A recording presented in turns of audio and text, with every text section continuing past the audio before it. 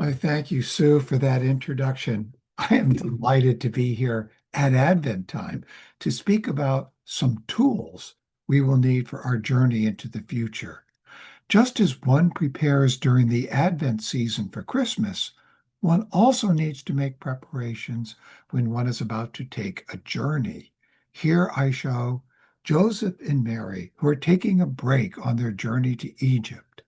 Our human evolution is itself a journey, but we are asked not to sing, Que sera, sera, whatever will be.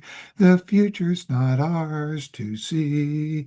Que sera, sera. Rather, we are asked to be preparers of the divinely planned future. And hopefully you can all sing better than me. What then can we prepare in our times for our future evolution? Where are we in evolution? So, we are in a transition time, a time when humanity as a whole is crossing the threshold. Materialism still has us in its grips, but individuals are also becoming aware of something more than only a physical existence. Materialism would have us perceive only what consists of dead matter. The stage is almost set for the incarnation of Ahriman in the flesh. How are we mere hobbits expected to meet these challenges of our age? Do you hear the clarion call of our times? It cries out, awaken to life, to the etheric. In this lecture, I hope to awaken in us that which can prepare us for living thinking.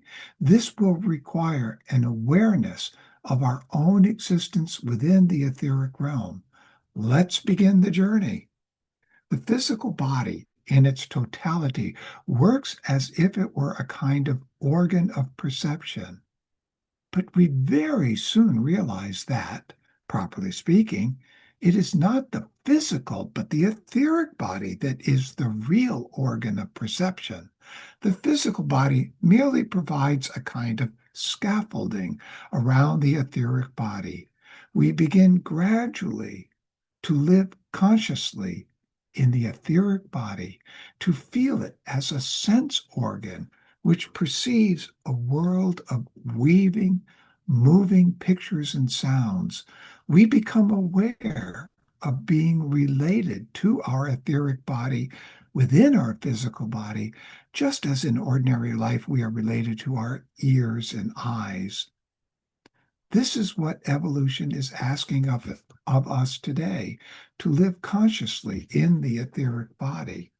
We know from the anthroposophy that there are three activities of the human soul: thinking, feeling, and willing. We see here how these activities are present in our bodily organism.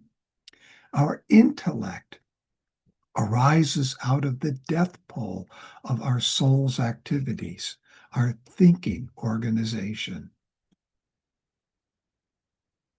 From GA 204, I'll quote Steiner: a subtle form of death proceeding from our head organization is forever going on within us. By carrying out this activity that continues on into memory, we constantly begin the act of dying.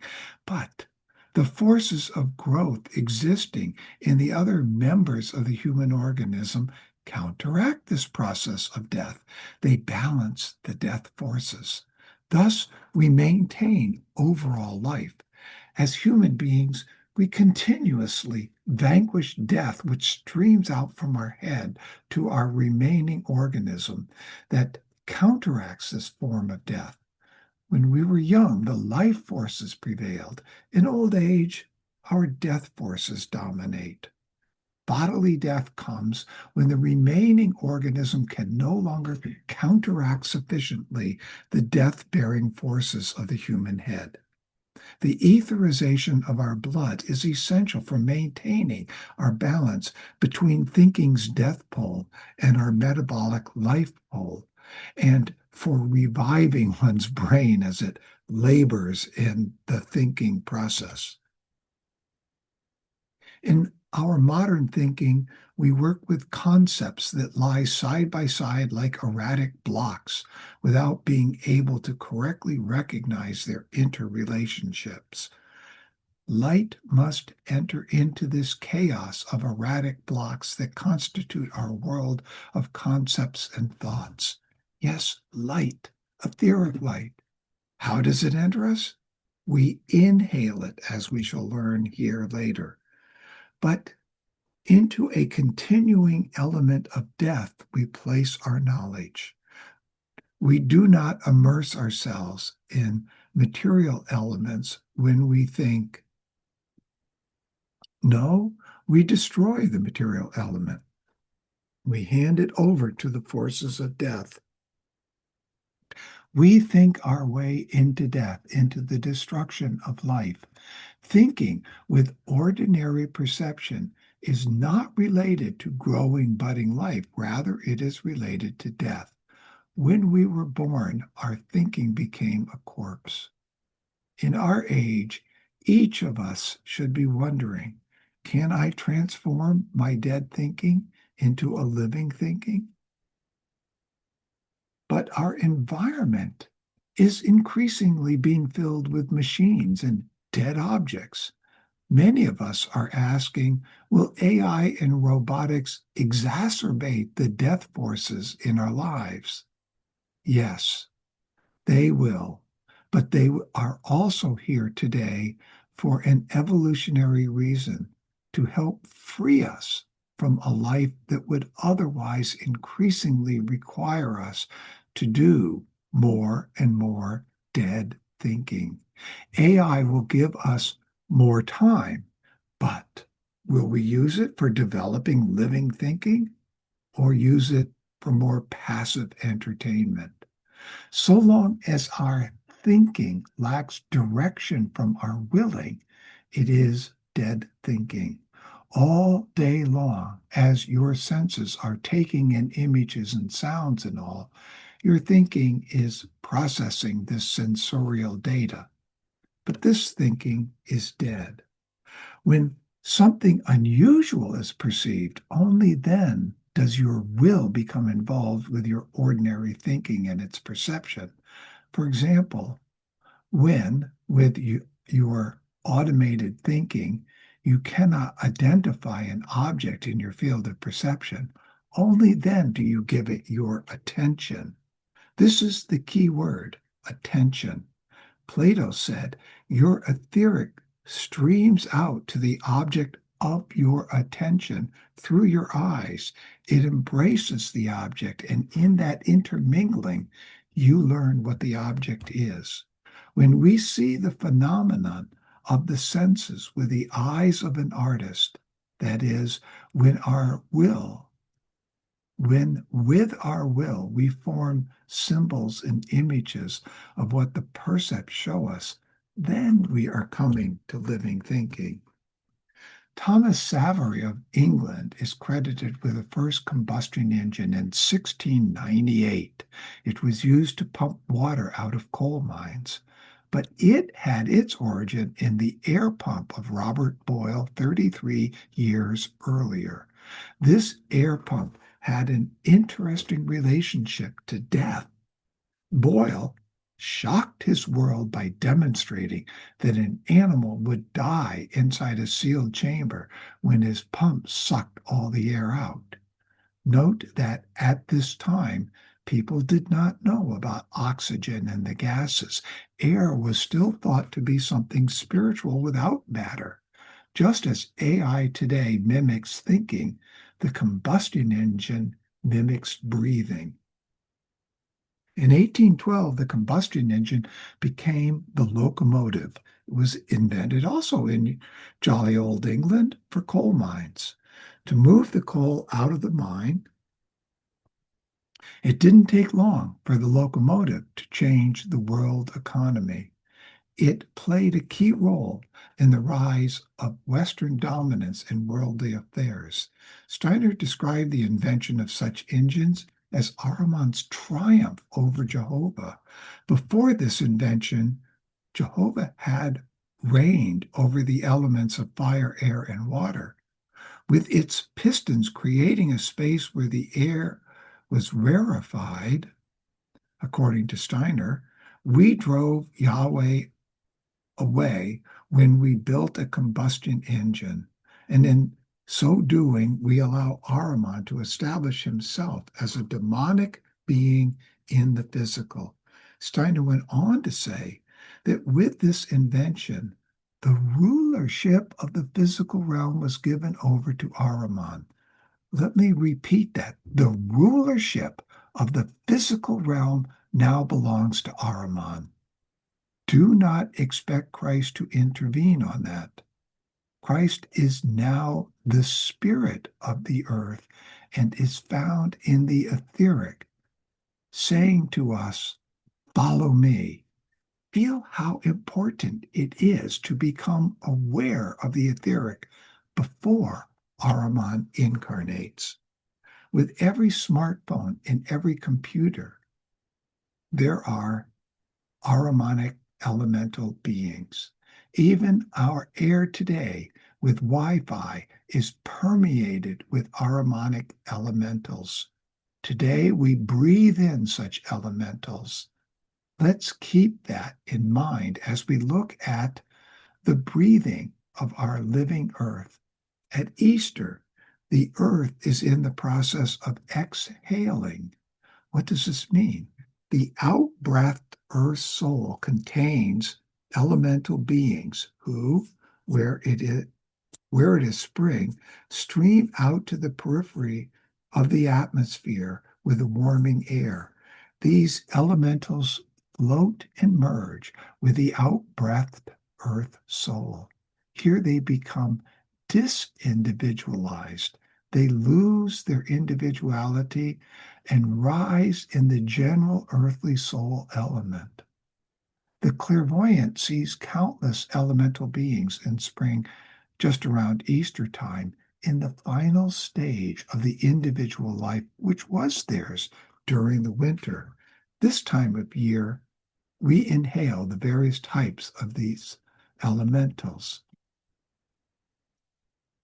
Moreover, these elementals that we inhale today are increasingly Ahrimanic. That's because we currently face an incarnation in the flesh of Ahriman. All this points back to Lucifer's temptation in Eden that resulted in humanity having to descend more deeply into the physical than had been planned. To develop freedom, we had to experience a world in which nothing of the spiritual was perceptible. The spiritual had to withdraw for us to develop freedom. And as it withdrew, Lucifer, the light bearer, incarnated and brought to humanity the ability to garner knowledge, to develop one's own intellect. Christ's incarnation was but 3 years long from baptism to the mystery of Golgotha, that is the turning point in time. The death on the cross was the birth of Christ in the earth. His incarnation balances the incarnations of these two serpents. We see the preparations for Ahriman's incarnation in that nearly every human, even children, now have as a companion a smartphone imbued with Ahrimanic intelligence, also known as AI. Ahriman seeks to keep us here on the physical and thereby to deny to us our divinely planned evolution. At the time when humanity entered Kali Yuga, that is the Dark Age, Lucifer was incarnating in China and yoga was being created in India. Lucifer bore light for humanity to enter this dark age, while yoga brought this light into a healthy use through a regulation of the breathing, both its inhalation and its exhalation. Yoga provided a counterbalance to Lucifer's impulse. Yoga brought to conscious experience the relationship of the internal with the external. As one breathed in, a genuine student of yoga experienced something that worked formatively upon his whole being, that worked spiritually. This something could enter into us because the outer air was ensouled. Once established within us, this passed with us through the portal of death. To grasp the breathing process consciously meant to comprehend oneself beyond birth and death. Today, the world needs for the West to develop a new yoga that can experience much of the same thing, but in a different sphere, not in the astral, but in the etheric, where our perceptions lie. After the Atlantean catastrophe, we entered a new epoch in a changed world. The first of 7 post-Atlantean cultural ages was called Indian. Here, the concept of oneness with the spiritual world was retained. We might call this an Abel-inspired age. There was no interest in the physical world, which to them was illusion, Maya. The next cultural age was the Persian, when humans turned part of their attention to the earth.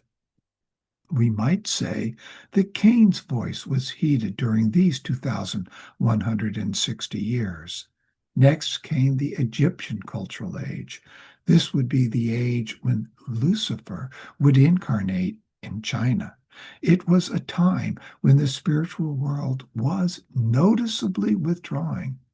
Mystery centers were established to maintain our connection with the spiritual world. People in general no longer experience the spiritual world with their awake consciousness. Dreams were the last connection as humanity entered the Dark Age. Again, this was when great initiates of India developed yoga. It was a time when the air was ensouled with supportive spiritual beings. The yogi could feel that with an in-breath, spiritual substance, spiritual beings of the macrocosm entered into one's own being, the microcosm. Many of you have taken yoga classes. Some of you may be yoga instructors. You will know the benefits from yoga that still persist even into our times, even after Kali Yuga has ended. But this old yoga is now unable to help us on our journey to become the 10th hierarchy. To make this clearer, I'd like to use some diagrams that Steiner offered in GA 194. The first post-Atlantean cultural age, as we heard, was called the Indian, and we represent it with a circle for its expression of oneness. The Persian cultural age is represented by an ellipse with 2 centers, the duality of Ahriman and Ahura Mazda. The Egyptian cultural age is drawn as a lemniscate with microcosm and macrocosm breathing into one another, but a separation was on its way. Now the Greco-Roman cultural age, which began with the physical, bodily, and the spiritual in balance at its start, but then these separated by Roman times when the physical outweighed the heavenly. Thus, Roman laws came about. Materialism set in. Kali Yuga reached its darkest. Humanity felt separated from its spiritual roots. Today, we have the potential to work with our etheric body as it loosens to form a new lemniscate for our ascent. Our task today is to develop a new yoga that Steiner called refined breathing. Such a new yoga would breathe once again an ensouled element, namely the ethers, and this can help us reconnect to the spiritual world. Steiner even called our thinking process refined breathing. For what is perception in the thinking process? It is a kind of inhalation. As we breathe air in, this air presses upon our diaphragm. The cerebral fluid is thus forced up the spinal column into the sea where our brain floats. In this way, a connection is established between breathing and cerebral activity. So we have, so far, perception as a kind of inhalation. During exhalation, this cerebral fluid descends and exerts pressure on the circulation of the blood. This descent of cerebral fluid is thus bound up with the activity of our will. The philosophy of freedom shows us that when we achieve pure thinking, thinking and willing coincide. Pure thinking is fundamentally an expression of will. Thus, pure thinking is related to what the yoga master experienced in the process of exhalation. We have to go through the same process as the yogi, but in a way that originates now more from the inner life.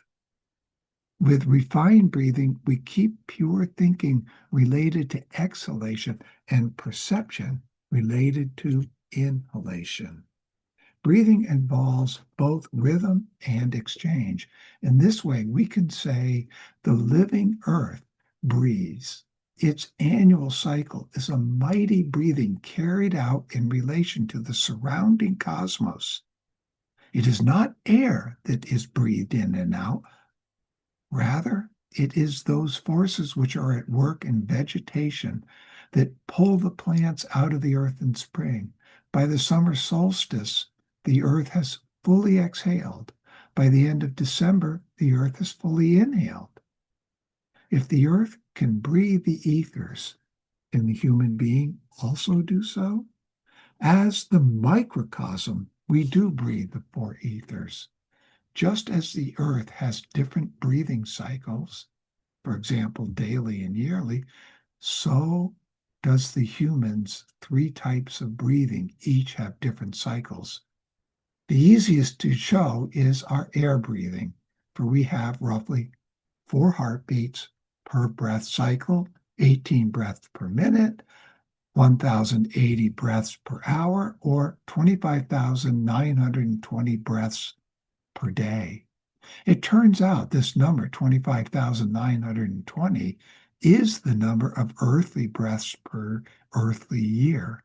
That is the time it takes the Earth and Sun to travel the entire zodiac.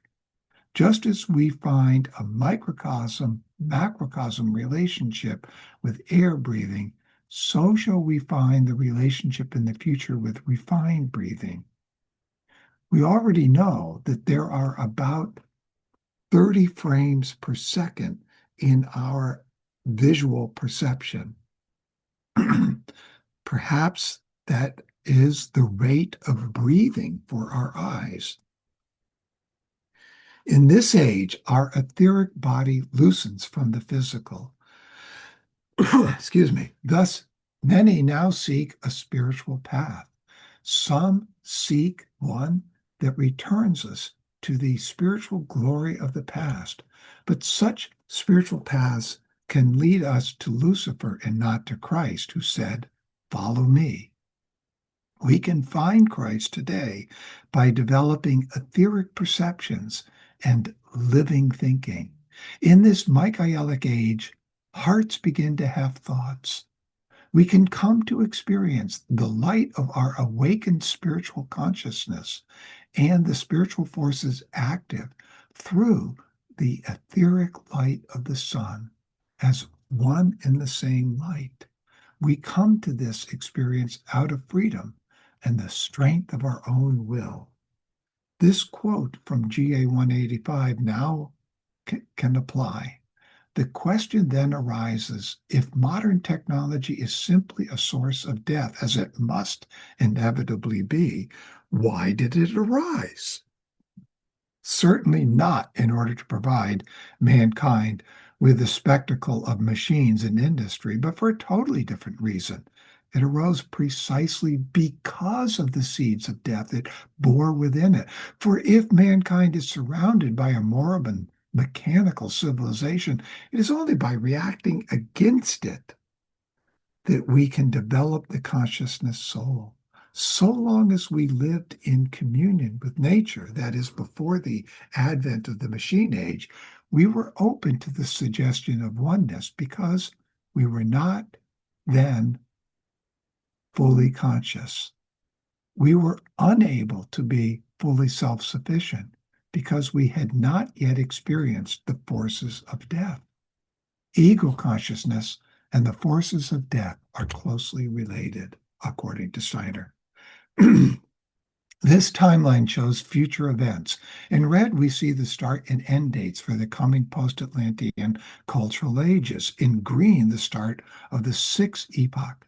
I've tried to indicate approximately where some future events will occur. From now until 3500, our etheric body will continue to loosen from the physical. This will bring about changes in our consciousness and our soul life.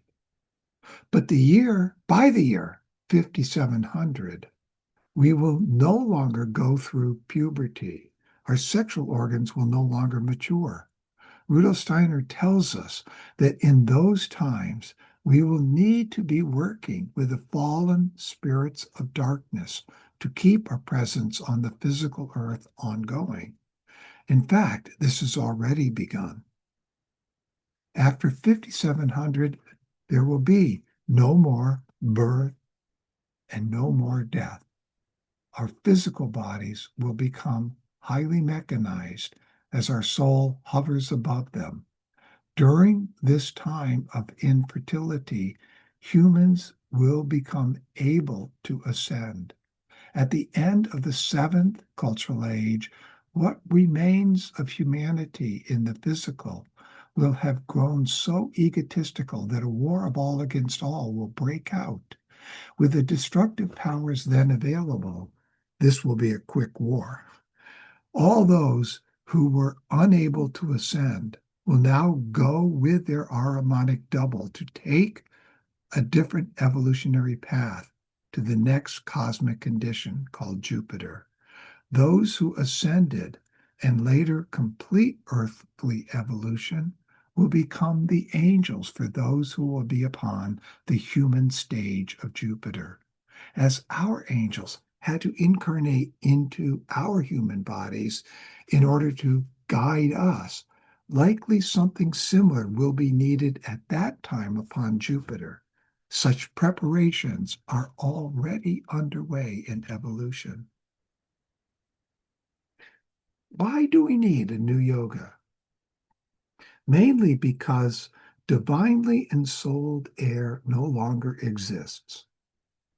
The air today is ensouled with what Steiner called anti-Michaelic beings because of radio waves, TV waves, and Wi-Fi, and much more. They penetrate the air, and as we inhale, they enter into us. In GA 194, Steiner foresaw our times. Here's what he had to say. We are only able to drive them away if we put in the place of yoga that which is the right thing for today. We must strive for this.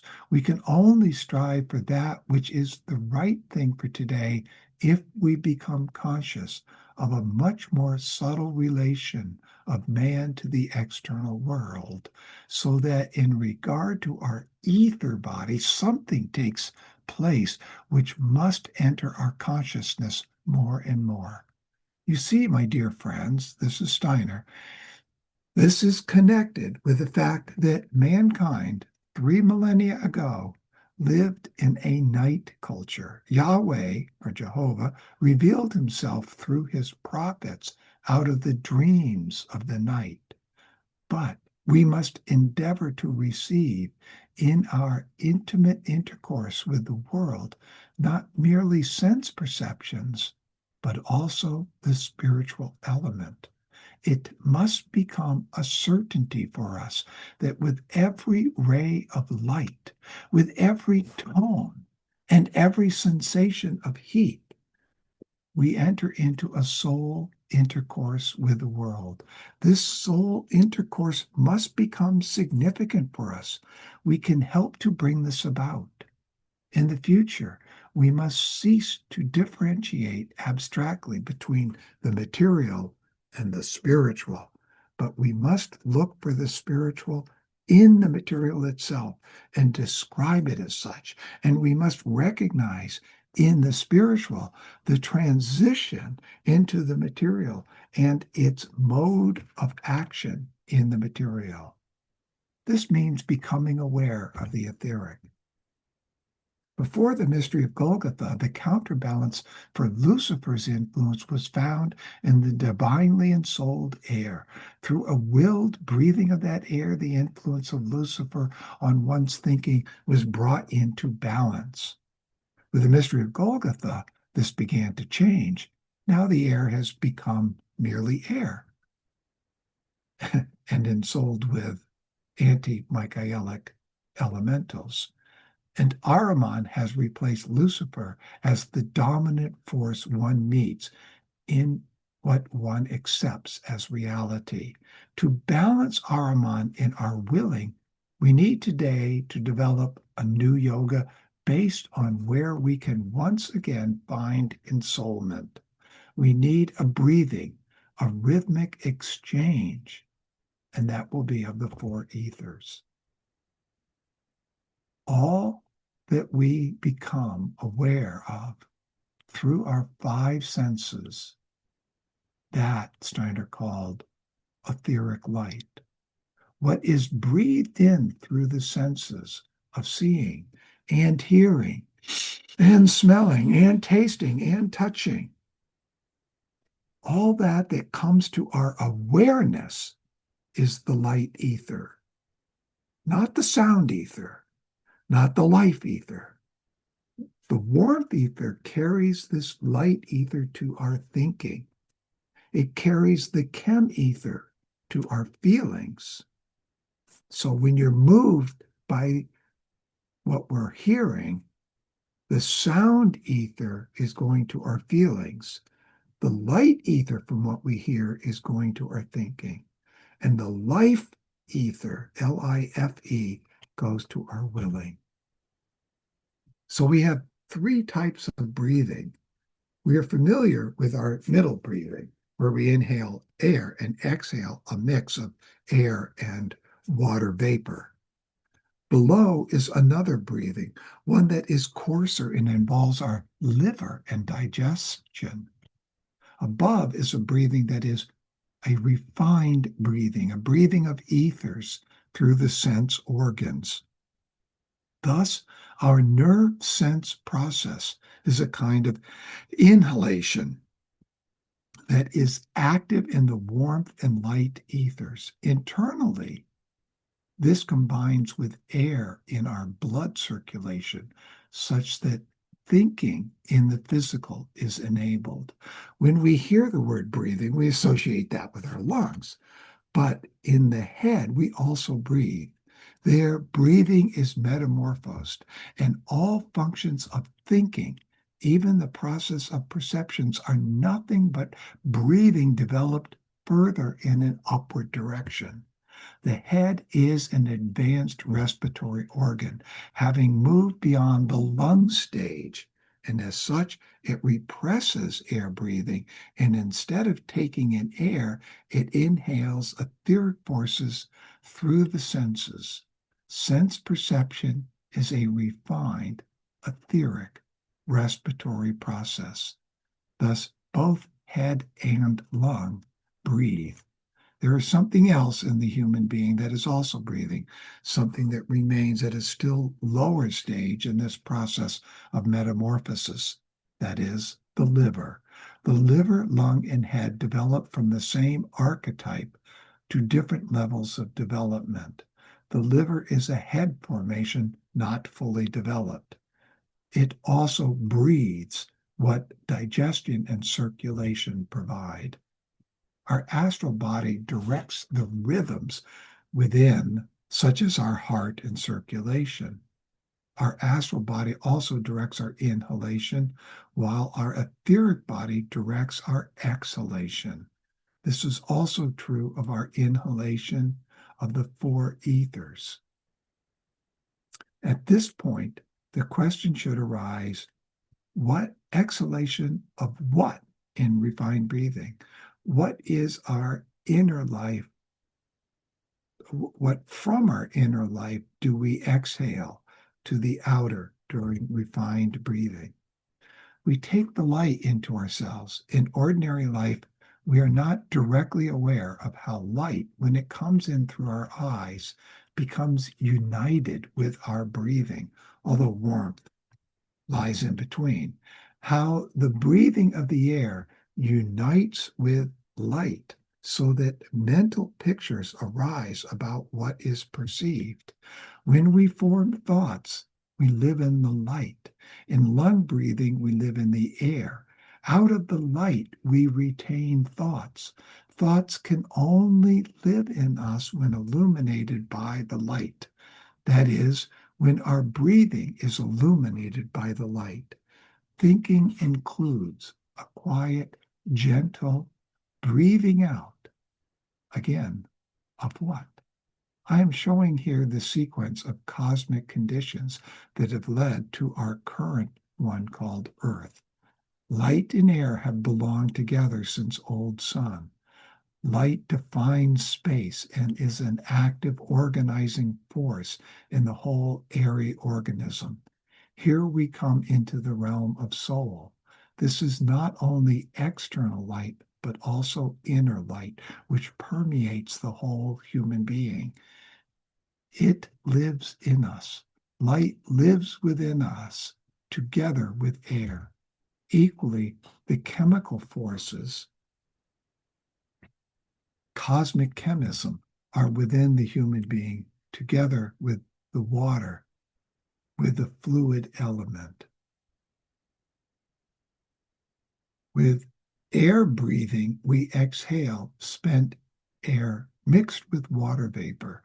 In refined breathing, that everyone does, we inhale the warmth ether that carries the light, chem, and life ethers. So simply put, in our refined breathing, we inhale light and exhale thoughts. The plant world completed the breathing cycle of air. The full refined breathing cycle completes with the involvement of the hierarchies. The third hierarchy breathes in our dead thoughts and gives them life. They exhale living thoughts to the second hierarchy that inhales them and exhales the sun's rays. This light of the sun is the cosmic exhalation of the second hierarchy, whose thoughts are woven with love. The sun is thereby an essential part of this spiritual side of all three types of human breathing. This should impress on us the importance of the activity of the sun's rays in our lives. What kind of light are you inhaling? We all should spend at least an hour each day outside. We heard that yoga depends upon a regulation of the breathing, both its inhalation and its exhalation. For the sake of human evolution, this refined breathing can be developed into a new yoga. Then one will again be able to unite in their outer perception with their inner thinking as a soul spiritual experience. Inhalation and exhalation would become harmonized, and one then would consciously experience the internal-external relationship as a continual interpenetrating vibration of perception and thinking. Steiner tells us that such a new yoga will help the practitioner to rise up to spiritual reality in imagination, then inspiration, and finally intuition. Imagine such yoga studios in every town across the world. But there is much more of importance here. We are already co-creative beings, albeit unconsciously. Thus, we need to bring consciousness into all aspects of all forms of our breathing. The nearer humanity approaches the Jupiter existence, the more we'll call it language, become perception. Then the organs of breathing and speech will not be so separate as they are today.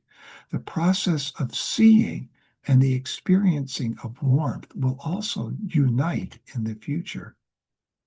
With this etheric awareness, we become preparers for Jupiter. Let's read this Steiner quote. I will confess that I would never have understood the depth about the Elohim breathing the living being of man into his mouth and nose if I had not known beforehand that the breath of earthly human beings also contains the first germinal beginnings of the bodies for the beings who will become human on Jupiter. But this germ for Jupiter human beings can only arise from the kind of breath that owes its existence to free deeds, deeds that obey the you shall, not the you must, and which are therefore moral actions. We owe our existence to the exhalation of the angeloi on ancient or old moon.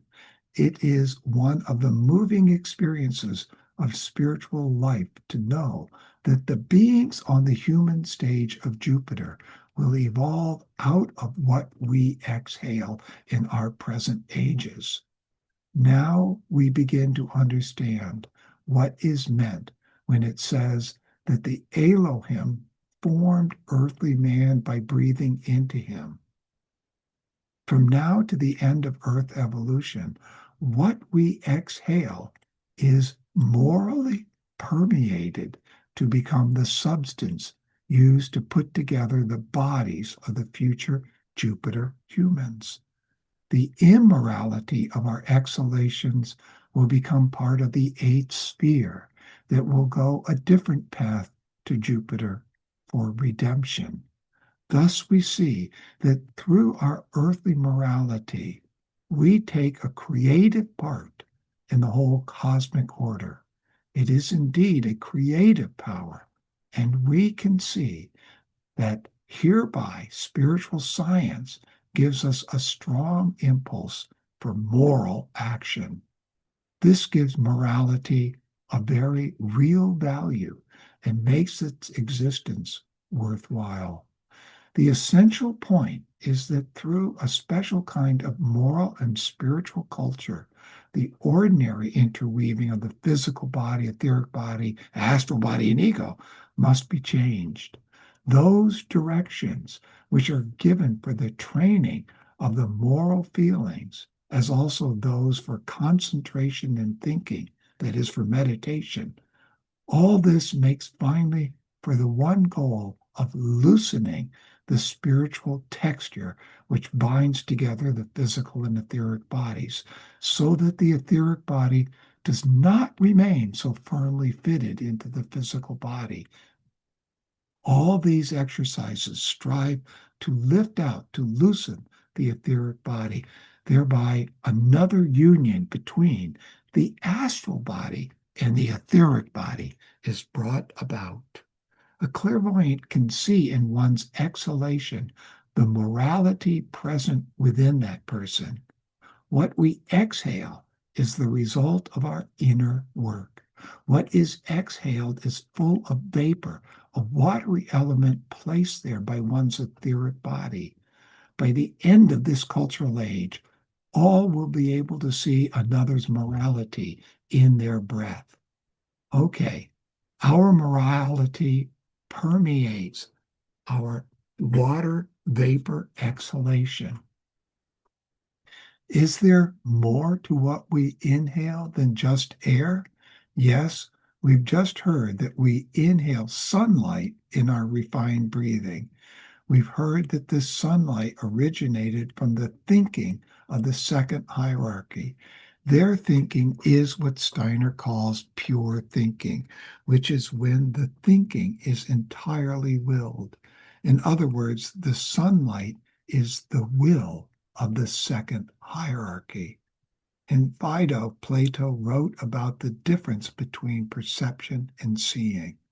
With most of our perception, we do not engage our attention. Only when our automatic thinking finds something it cannot distinguish does this object of our perception draw our attention. What is that, we ask? Plato says then our own etheric light streams out through what our eyes perceive of this object.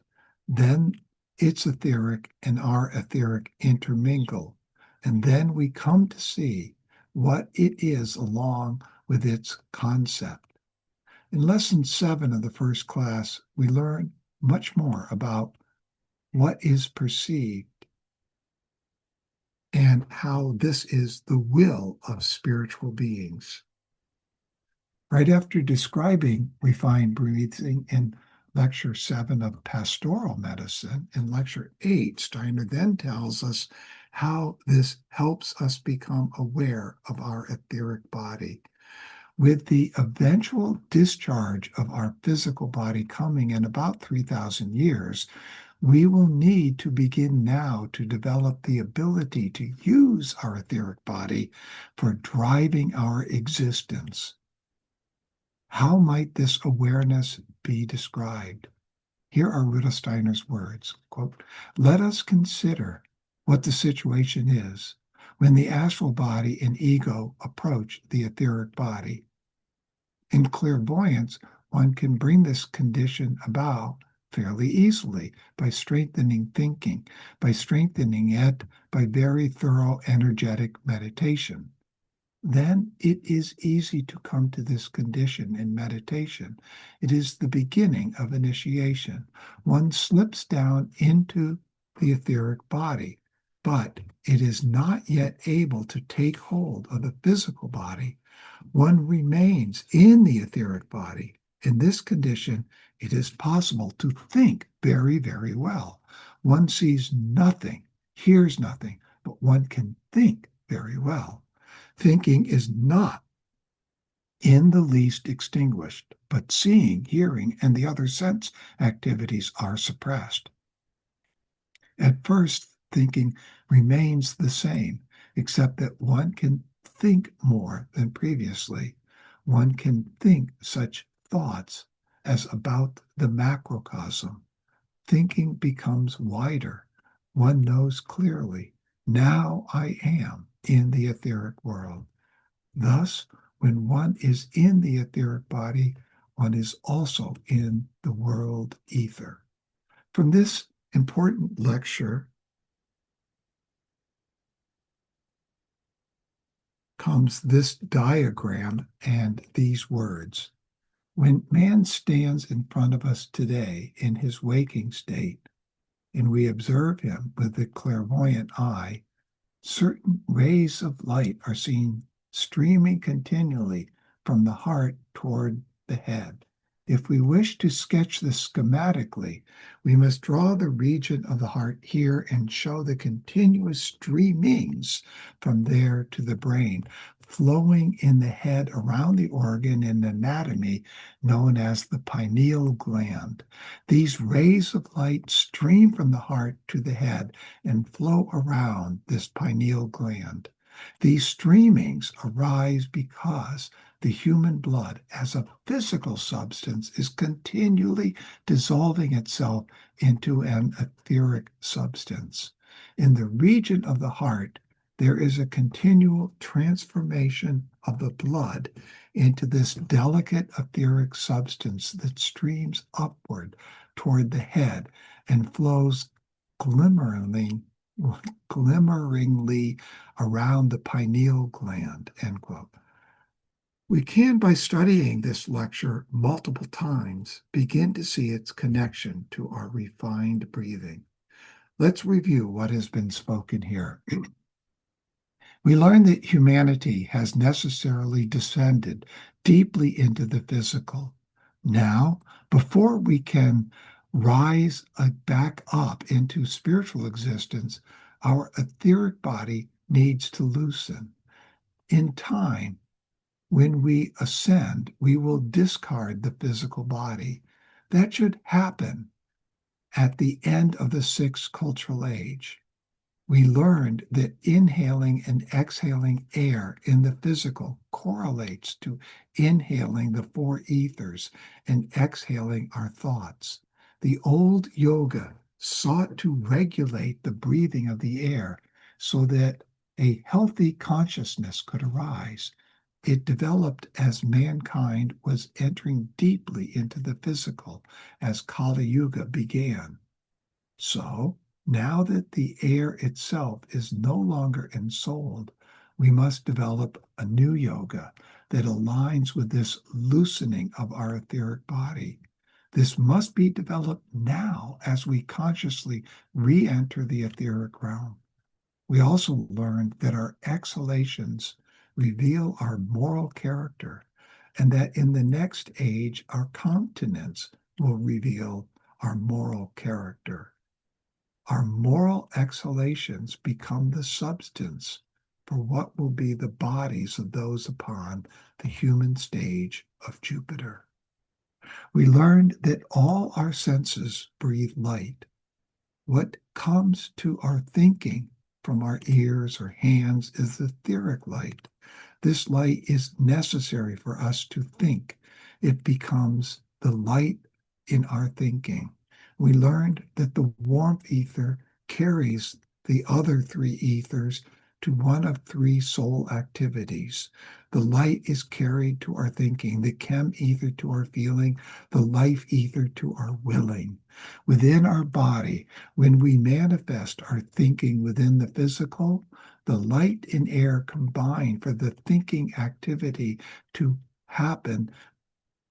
With the warmth ether, a kind of combustion of living carbon is taking place, resulting in carbon dioxide, which the blood will then carry away to be exhaled. This living carbon is called the philosopher's stone. That spent carbon, CO2, becomes part of what we exhale along with our vapors. We further learned that what we inhaled as ether is exhaled as thoughts. We asked, where is this breathing cycle completed? With air, the completion is with the plant kingdom. For the ethers, it involved the hierarchies.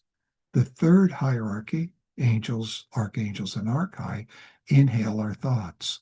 The dead thoughts are taken from the illusion of the senses and become living thoughts through the breathing of the angeloi, archangeloi, and archai. Their exhalation is subsequently inhaled by the second hierarchy. They exhale the sun's rays. The awakened, now living cosmic thoughts are given over to all that rays. In reality, these rays are not physical, but spirit that beams in the rays. Lastly, the first hierarchy monitors all this, and in order to be active and creative, they monitor this for the sake of evolution. I hope this has served as an appropriate foundation for your understanding of refined breathing. I further hope that many listening will now feel inspired to take the initiative toward the development of this new yoga. Thank you. And now back to you, Sue, for any questions to share from the audience.